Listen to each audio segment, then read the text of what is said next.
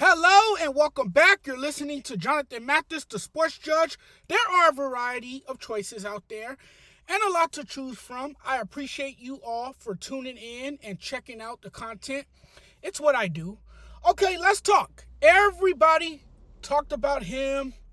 We got caught up in the stats, what he wasn't doing. Every pass looked strained. The passing game looked bad. He was the weakest link. If you're still doubting Jalen Hurts, you need to change your perspective. Reconsider your position because he took command of the offense on Sunday, and when his team needed him to show out and ball out, he did. This time, we can't say he was carried by Saquon Barkley. You heard that all year that Saquon was carrying him, and it just shows that Jalen Hurts has a way of winning. And it's okay if he has his own way. You want to stand out, not fit in. And after his performance on Sunday, he should be appreciated instead of criticized. I think we unfairly criticize him, myself included. I have a tendency to do this as well. All this panic was overblown. So at the end of the day, you're Jalen. You're just going out there, playing the game. This is the version of Jalen Hurts you want to see in the Super Bowl. You have to feel the best you felt about him 2 years ago when he put up Madden numbers. It was no doubt the kind of performance I think the Eagles offense needed with Jalen taking charge, firing on all cylinders through the air and on the ground because Saquon once again did his thing. What is not to be criticized is the man's heart, character, and brutal honesty. Jalen is not perfect, but you can tell he is a competitor and leaves everything out there. You can criticize his performance and say what you want, but he always comes up big when his team needs him. A lot of people look at this Eagles team and make him the easy target. But I'm going to give him praise because I was really impressed by him. That may have been the game that shut a lot of people up in regard to Jalen Hurts. Constantly doubted and scrutinized because he is a player where his success is predicated on help from others. Say whatever you want. On the biggest stage, with everyone doubting him, Jalen Hurts stepped up. What he threw for like 240-something yards, 1 touchdown. I highlight this stat. 0 interceptions. What do you think of Jalen Hurts now? And I know I'm not innocent. Philly fans went wild, poured onto the streets, shooting guns in the air. They were climbing light poles, light fixtures. It was a celebration in the streets as the Eagles whooped the overmatched Washington Commanders and now flying to New Orleans for the Super Bowl. Oh, the Commanders are going to upset the Eagles. Stop. They got smoked. Philly may have their best performance in any game this season.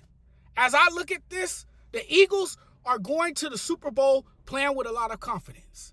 And the fact that they ripped their throats out and kept their foot on the necks of the Commanders just defines the kind of year it's been for a physical, smash-mouth football team. The first offensive play, Saquon Barkley runs for a touchdown, and then they just kind of toyed with the Commanders and wound up thrashing them in the end. This Eagles team is too good. They're good, man, especially with Hurts playing the way he did in the NFC Championship game. We'll see what happens at the Super Bowl when they play against a team going for a third straight Super Bowl against this team that seems unsurpassable right now. And even with all of that about Jalen Hurts, they don't have a passing game, this and that. I couldn't tell. When they needed Jalen Hurts to make big passes, he delivered the goods. The passing game, obviously, is a very important element of the offense. For as good as Jalen Hurts played, and for as much credit as he deserves, you're going to still find something wrong with it. And I know what I said about Jalen Hurts, but I never once said he was a bad quarterback. I just said, that he needed to take command of the offense. I just said that he needed to be better for the Eagles to have a shot at winning the Super Bowl. When they needed him to be on the money, Jalen Hurts makes several passes, the biggest one of the game being the 4th and 5 to A.J. Brown, where he dropped it right in the hands of his receiver for a big gain.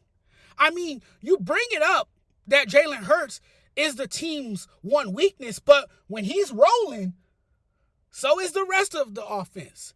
And if this is how he's going to look in the Super Bowl, making big plays, putting the ball where it needs to be, taking shots, and completing 20 of 28 passes for 246 yards and 4 touchdowns, then this Eagles team is impossible to beat. And we know what his stability looks like, what he's capable of when he's locked in, ready to go. And so for Hurts to be this incredibly efficient and kind of just have this statement performance where you put half of the country on mute is a very huge part of the special sauce they have in Philly. Hurts since the bye week, 17 touchdowns to 1 interception, 16 rushing touchdowns to 2 fumble loss, 33 touchdowns to 3 turnovers. And I don't like to talk about Nick Sirianni, who I bashed and went as far to say that he needed to be fired. It's hard to be a head coach for the Philadelphia Eagles, no matter who you are, to win over a fan base that will boo you, heckle you, and pretty much scare you away if you don't meet certain standards or expectations. That's really hard to do. Early in the season, Nick Sirianni was a coach everybody wanted fired, including myself.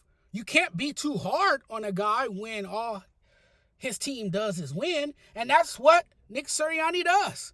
Culture matters, and Sirianni has developed a championship culture with the Eagles. They wanted to fire him early in the season. Remember that? He taunted the crowd, get him out of there. His fan base wanted to fire him. You look at Nick Sirianni's record, impeccable. He's going to the Super Bowl again. He's got a team that's going back and have an opportunity to put a stop to the Chiefs. His style of coaching may be unconventional. He wins football games.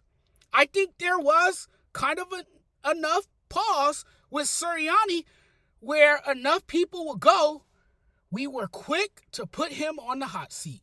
We called him a clown, grew tired of him. Even with all of that, the antics, his clown-like behavior, lack of maturity, even with all of that, I thought he's done a good job holding it together. Not everything is all rainbows or flowers. The defense was superb once again, ferocious. 4 takeaways. They scored 21 points off those turnovers. You get the punch out by Braun. What a great play. That is a forced play. The ball comes out. He's had an all-pro season. Eckler is on the ground, only got one hand on the ball. Therefore, he cannot protect the ball, and it leads to a touchdown. Washington had to play pretty much a perfect game. You can't turn the ball over against the Eagles. They'll make you pay. They'll take the ball back and turn it into points. First time Saquon Barkley touches the ball. He goes 60 yards, not turning the ball over. But Jalen Hurts, man, I thought he threw the ball the best we've seen. and you look at the type of receivers they have, Devontae Smith and A.J. Brown, Goddard is outstanding. Their offense as a whole can be a nightmare for opposing defenses. It's amazing how we talked about Jalen Hurts as if he was a bomb. We didn't know what was going on, what was wrong with the connection. The play of Jalen Hurts in this game was huge. So Jalen Hurts deserves a ton of credit. On Sunday, he played the best football game of the season. He was accurate. The football came out. He had 0 turnovers, no mistakes, flawless. And the connection between him and A.J. Brown was what we thought it should have been all season. That's all good because when it mattered, both Jalen and A.J. were on the same page. This is the version of Jalen Hurts I think everybody in Philadelphia have been waiting for. It's what you expected to see from him all season. It just seems like the fierce criticism he faces is because he had the most complete team around him. They have the best offensive line in football, and they got the best running back in football in Saquon Barkley. Everybody wants Jalen Hurts to throw for 300 yards per game when he doesn't necessarily have to. They want him to look like a video game quarterback that racks up these big numbers every week, but he doesn't really have to because he has a solid run game to pick him up. And the Eagles are a run-first team. They're a run-heavy team, so they're going to run the ball. Jalen just has to be ready and continue to be the best version of himself in key moments and be able to make those plays in those moments. If he can do that, the Philadelphia Eagles will be just fine. All right, everybody. It's been real. It's been a pleasure, as always. I'm checking out of here now. Take care. And please, before I get out of here, hit the subscribe button for your boy. Come back for more. Thank you, guys. We'll talk again very soon.